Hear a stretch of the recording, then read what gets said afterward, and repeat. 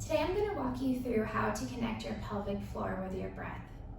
Around the time of pregnancy and childbirth, we become a lot more aware of our pelvic floor. It's okay if you feel like you don't know a lot about your pelvic floor right now, because there are tons of resources out there that can help you identify where those muscles are exactly. Today we'll review how your breath is connected to your pelvic floor. And first, it's important to learn a little bit about your breath system as a whole. Our main breathing muscle is actually in our belly. It's our diaphragm.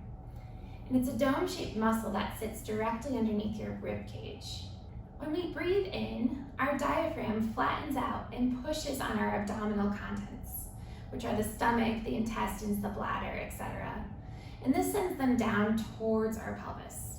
At the same time, your abdominal muscles tighten a little bit, and the muscles of the pelvic floor, which are located between the pubic bone and your tailbone, lengthen out. This allows us to manage that increase in pressure in our abdomen that occurs when this diaphragm flattens out. When we exhale, when we breathe out, essentially the opposite happens.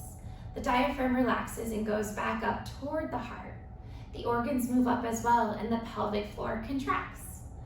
During childbirth and after, it is important for you to know where these muscles are and if they need to be relaxed, which will let the baby eventually come through, or tightened in postpartum. Our place to start here is to help engage the right muscle pattern with your pelvic floor and to focus on your breathing. So we'll do just that today. So to get started with learning how to connect your pelvic floor to your breath, I want you to go ahead and lie on your back, perhaps with a pillow under your head and one under your knees.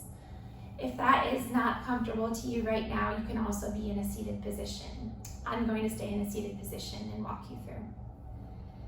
Go ahead and just breathe in gently through your nose and feel the rise of your belly. Now on the exhale, I want you to exhale through your nose, imagining the up and down motion of the diaphragm and the effects it has on the organs. Just do this a few times, inhaling through your nose, letting the belly rise.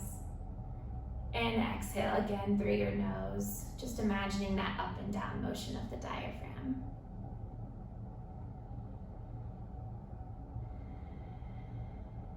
Good. Now bring your awareness to the pelvic floor muscles. As you breathe out, see if you can engage them by squeezing them in gently. Good. This would be the same feeling you would feel as stopping the flow when you're urinating or going to the bathroom.